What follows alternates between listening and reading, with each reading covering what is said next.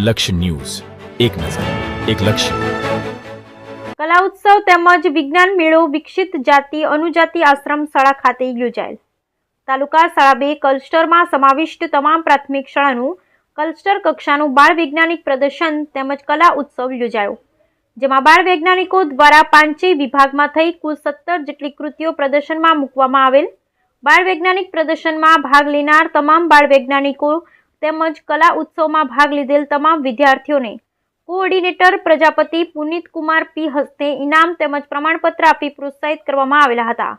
આ કાર્યક્રમમાં સંસ્થાના મંત્રી જયશંકભાઈ ઠાકોર, શેઠ સીકે હાઈસ્કૂલના આચાર્ય મુકુંદભાઈ પટેલ, લાયપુરા પ્રાથમિક શાળામાંથી Pankajbhai Patel, lions club of Sanand પૂર્વ પ્રમુખ વિપુલભાઈ ઠાકોર, મહેન્દ્રભાઈ ભરવાડ ઉપસ્થિત રહ્યા હતા.